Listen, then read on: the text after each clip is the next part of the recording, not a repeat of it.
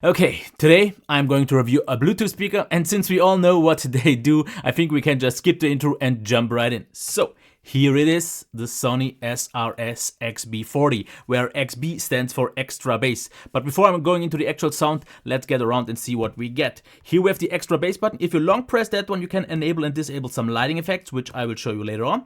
We have the call and answer button, if you want to use that, because it has an inbuilt microphone for calls as well. If you long press that button, you can check the battery status. Of course, we have play and pause button with the add button here in the middle, because you can pair this up with another one and then use it in stereo mode. Of course, plus and minus for the volume. Here we have the status LED for Bluetooth and the charge as well. Here with the power button, if you long press that one, you can enable the pairing, which is actually quite easily shown, because always where you see this line, it means a long press does some extra functionality. And at the top you can see the NFC logo if you want to quickly pair it with that. On the back we can also see we have a flap, because this is splash waterproof, and there we can see the DC out only, DC in for 9.5 volts, a resets button, and audio in if you want to use it with 3.5mm headphone jack, if your phone still has that. But one thing that I just have to mention, you need this charger in case you want to charge it, because it doesn't work with a micro USB, which would have been nice, but I get it due to the size, because at first glance it might actually look like a pretty typical Bluetooth speaker, until we compare with something more commonly sized, because the SRS-XB40 is the biggest of their line of those more typical splash-proof, waterproof speakers, but in general it is just bigger, more powerful, and just more. And we already covered that. Of course, it's red with LEDs. I will show this later on. Build quality is absolutely solid, and I think that's pretty much all there is to say. The next important part though is the sound. How does it actually sound? And here is where I'm a little bit mixed myself, because the first days when I had it in my bedroom, I was completely blown away, because the sound was very deep and rich, very powerful, but still detailed enough. If you used the extra bass button, I actually found it was too bassy, so I turned that off. But what it did is spread the sound so nicely through the room, and it sounded just great. Yes, a little bit more on the bassy side, not too much though, definitely nice for mainstream use, but it still sounded balanced enough, and especially things like TV shows, movies and so sounded really great, but also music. The problem though is, once I got it here in my studio to record some demo sounds, I noticed that it sounded way more harsh and a little bit actually not kind of weak in terms of bass, but the mids were a little bit lacking. So I checked it downstairs also in my living room, and it kind of confirmed my thoughts, because I guess it depends really on the room that you use it, because where you have a little bit more of echo absorption sounded nice, and if it's maybe not quite on your height of your ears, then it actually sounds really nice, and it can actually fill up a quite big living room, what I didn't expect, with a quite good sound. Like I said though, the mids are a little bit on the thinner side. The bass though, absolutely solid, because it is actually quite strong, and the smaller the room is, the definitely better the sound gets, and I have to say then it was actually impressive. So if you keep it in a room like normal sized bedroom, you will definitely be very pleased. But if the room is too open and if you have it kind of ears height, I found the sound was just a little bit lacking in terms of mids, but the highs are very clear, detailed, the bass is punchy, maybe not super tight, more like boomy, what you would expect from something like that, but you can of course judge it a little bit more on your own after all later in the sound demo, which you should of course take in consideration. It is recorded through a microphone and you will listen it through something else, so I'm not quite so sure how much get lost in translation, but from what I've heard, the sound got actually translated quite well. You will also there see the lighting effects. So in the end, what do I have to say?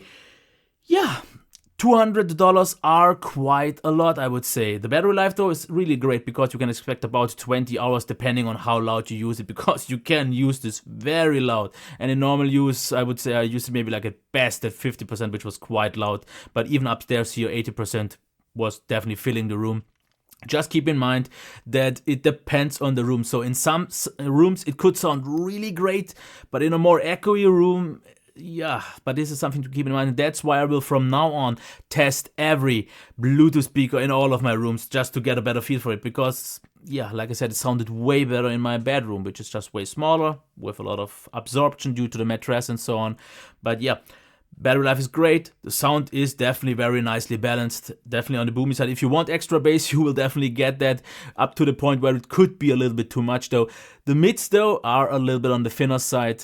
they could have a little bit maybe more boosted if you have something, because you can actually use this with an iPad, for example, or I think it maybe also would work with an Android device to pair it up and then even control your music through that, which I found to be a nice feature. So it definitely offers a lot of features, with also the option to maybe charge your phone and stuff like this. Yeah, absolutely.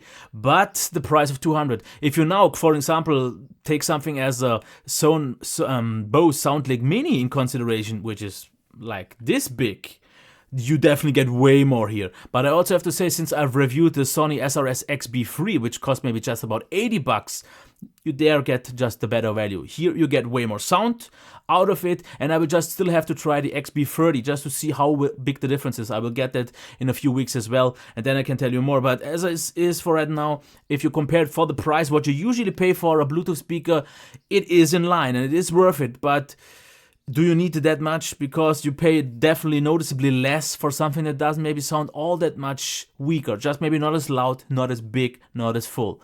But this would have been it. And now I would say you can just watch the sound and lighting demo. And yeah, I wish you a nice day. Until next time. Bye.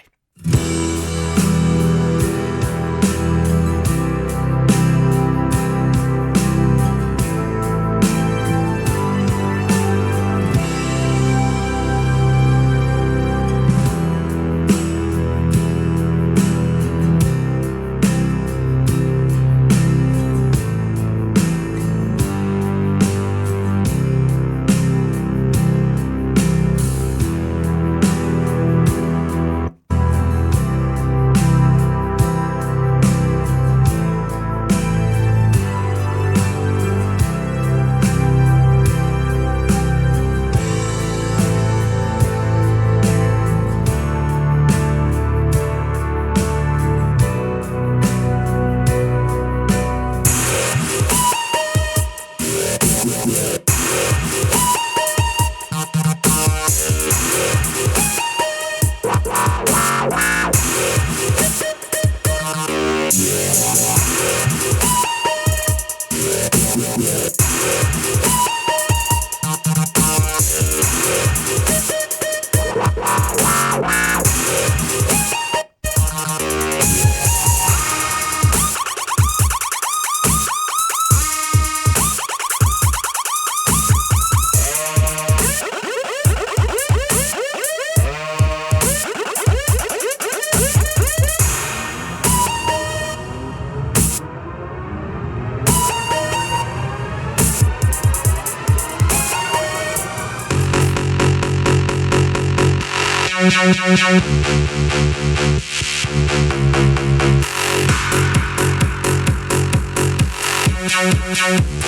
you.